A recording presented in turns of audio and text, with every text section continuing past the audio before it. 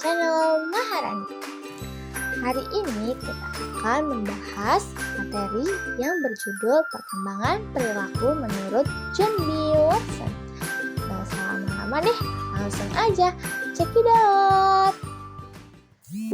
J.B. Watson memiliki nama lengkap yakni John Brodus Watson. Ia lahir di Greenville, South Carolina pada tanggal 9 Januari 1878. Ia menempuh pendidikan di Furman University dan lulus pada tahun 1899. Kemudian ia melanjutkan pendidikannya di Universitas Chicago. Di Universitas Chicago itu, ia di bawah bimbingan psikologi terkenal yakni James Mark Baldwin. Nah, Watson mendapatkan gelar doktor dalam bidang psikologi pada tahun 1903. Setelah Watson lulus, ia mulai meniti karirnya. Dan pada awal karirnya, Watson tertarik pada bidang neurologi dan psikologi hewan. Namun, reputasinya terbentuk ketika ia mulai mengeksplorasi konsep-konsep dan teori-teori baru dalam psikologi yang kemudian menjadi dasar aliran behaviorisme. Nah, dari sinilah John Watson dikenal sebagai pendiri aliran behaviorisme pada tahun 1913. Aliran ini menghadirkan perubahan yang cukup signifikan dalam bidang psikologi, terutama setelah Watson menerbitkan artikel yang berjudul Psychology as the Behaviorist Views It, yang berarti sebuah pandangan perilaku psikologi. Nah, artikel ini didedikasikan pada Universitas Columbia pada tahun 1913. Sebagai seorang tokoh dalam aliran ini, Watson mengungkapkan pernyataan yang sangat kontroversial yang cukup terkenal pada zamannya. Salah satu kalimat atau ungkapan yang cukup terkenal itu adalah ia mengatakan bahwa jika saya diberikan seorang bayi yang sehat, saya yakin bahwa saya mampu mengembangkan potensinya menjadi seorang yang berprestasi di berbagai bidang. Nah, dari kalimat ini, Watson menyatakan bahwa kemampuan seseorang dalam suatu bidang tidak tergantung pada faktor genetik dan faktor pembawaan, melainkan faktor pengaruh lingkungannya. Watson percaya bahwa lingkungan merupakan faktor terbesar yang membentuk perilaku manusia. Watson juga percaya bahwa individu dapat mengubah kemampuan atau kecakapannya melalui pengaruh lingkungannya yang tepat. Watson menekankan pentingnya pengkondisian dalam mengubah perilaku seseorang.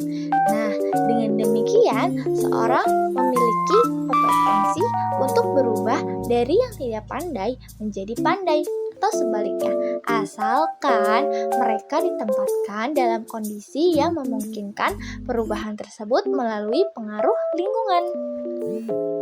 Hal ini selaras dengan pengertian teori behavioristik, yakni teori yang menekankan pada tingkah laku manusia sebagai akibat dari interaksi antara stimulus dan respon. Maksudnya adalah perilaku manusia itu tergantung pada lingkungan sekitarnya, atau bisa disebut dengan respon kita terhadap lingkungan sekitar kita. Salah satu eksperimen terkenal Watson adalah eksperimen Little Albert pada tahun 1920 yang menunjukkan bagaimana kecemasan dapat dipelajari dan dikondisikan pada bayi. Eksperimen ini adalah eksperimen terkontroversial yang dilakukan oleh Watson, dan ini akan dianggap melanggar etika dan dapat menyebabkan masalah yang cukup serius oleh pihak berwenang. Kenapa dikatakan cukup serius? Karena eksperimen ini melibatkan bayi bernama Little Albert. Nah, eksperimen ini tujuannya adalah untuk menguji teori behaviorisme yang menyatakan bahwa perilaku manusia dapat dikondisikan dan dimodifikasi sesuai dengan kehendak yang diinginkan. Pada percobaan ini, Watson berusaha menanamkan rasa takut pada bayi tersebut. Awalnya, Albert diberikan tikus kecil berwarna putih. Nah, tikus ini tidak memiliki arti khusus bagi Albert dan ia meresponnya dengan sikap biasa saja. Namun, Namun setiap kali Albert hendak menyentuh tikus tersebut, Watson secara terus-menerus memberikan stimulus suara yang sangat keras di belakang kepalanya. Proses ini berlangsung berulang kali setiap harinya, sehingga pada akhirnya menghasilkan kondisi baru di mana Albert merasa ragu dan takut untuk menyentuh tikus putih tersebut. Dampaknya, Albert selalu menangis histeris dan menjauh saat dihadapkan pada tikus berwarna putih. Efek yang lebih parah adalah ketika Albert diberikan objek lain yang berwarna putih seperti boneka kelinci atau jaket bulu berwarna putih. Ia memberikan respon serupa seperti ketika ia melihat tikus putih, yaitu menjadi ketakutan dan panik.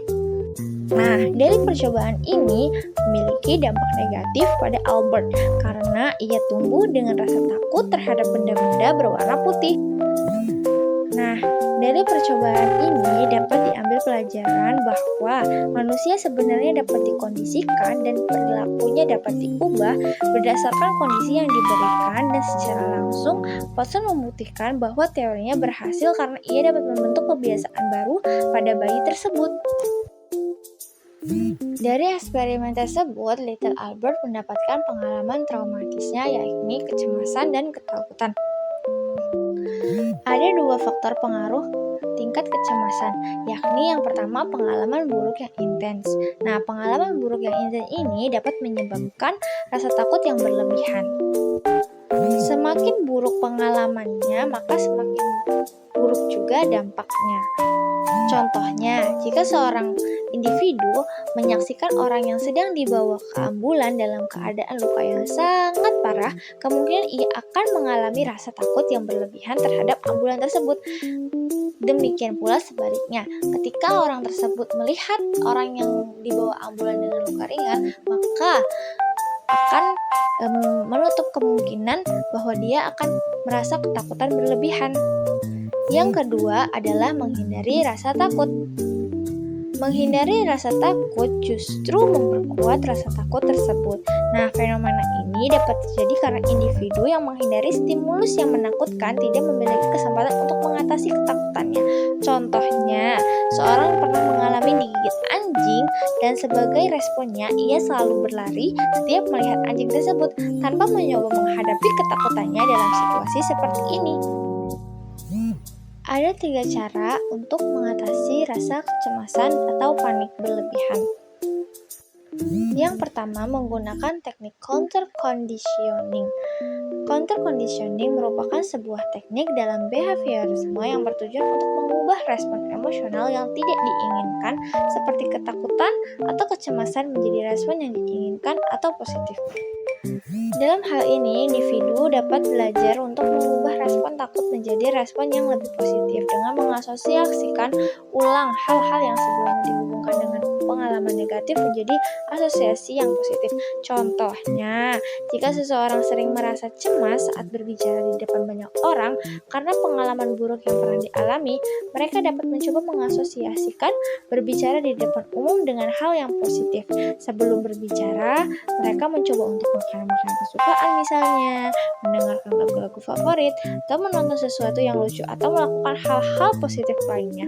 Sehingga hal tersebut dapat mengasosiasikan hal yang negatif menjadi positif. Yang kedua, ada step by step. Contohnya, dalam proses terapi fobia, pendekatan step by step dilakukan untuk mengatasi ketakutan individu terhadap stimulus tertentu. Awalnya, individu akan diminta untuk melihat foto stimulus yang menimbulkan ketakutan tersebut. Setelah merasa tenang dalam melihat foto tersebut, maka selanjutnya individu dapat menggunakan teknologi virtual reality untuk merasakan pengalaman yang lebih realistis terkait stimulus tersebut. Yang ketiga adalah melatih tubuh tetap tenang atau rileks. Fobia dan serangan panik dipengaruhi oleh faktor fisik seperti peningkatan denyut jantung, keringat berlebihan, gemetar, nyeri perut, dan pernapasan yang tidak teratur. Faktor-faktor ini memperparah gejala panik dan fobia. Melakukan latihan relaksasi seperti pengaturan pernapasan untuk mengurangi ketegangan atau menjaga pernapasan yang teratur, dan mencoba yoga atau meditasi ketika ada waktu luang, itu dapat meredakan rasa cemas kalian. Selanjutnya ada realisasi teori behaviorisme Watson. Nah, yang pertama adalah fokus pada perilaku yang teramati. Pendekatan behaviorisme menekankan pentingnya mempelajari perilaku yang dapat diamati secara langsung dalam proses pembelajaran. Yang kedua, pembelajaran berbasis stimulus dan respon. Teori behaviorisme menekankan hubungan antara stimulus atau rangsangan dan respon atau reaksi yang dihasilkan oleh individu. Dalam pembelajaran, guru menggunakan stimulus yang tepat untuk merangsang respon yang diinginkan dari siswa. Misalnya, penggunaan penguatan positif atau reward untuk meningkatkan respon yang diinginkan. Yang ketiga, ada penggunaan penguatan dan hukuman. Behaviorisme menekankan pentingnya penguatan positif atau reward dan hukuman untuk membentuk dan mengubah perilaku. Dalam konteks pembelajaran, guru dapat menggunakan penguatan positif seperti pujian, hadiah, atau pengakuan untuk meningkatkan perilaku yang diinginkan. Sementara, hukuman dapat digunakan sebagai konsekuensi negatif terhadap perilaku yang tidak diinginkan. Yang keempat, ada penggunaan pembelajaran asosiasi. Teori behaviorisme juga mengacu pada pembentukan asosiasi antara stimulus dan respon. Dalam pembelajaran, guru dapat menggunakan teknik pembelajaran asosiasi seperti pembelajaran berpasangan atau pairing untuk mengaitkan stimulus yang baru dengan respon yang sudah ada sebelumnya. Yang terakhir, ada penggunaan evaluasi berbasis perilaku. Pembelajaran harus menggunakan evaluasi berbasis perilaku untuk mengukur hasil belajar. Evaluasi ini bertujuan untuk memperoleh informasi yang jelas dan konkret tentang kemampuan dan prestasi siswa berdasarkan tindakan dan respon konkret yang mereka tunjukkan. Terima kasih sudah menonton and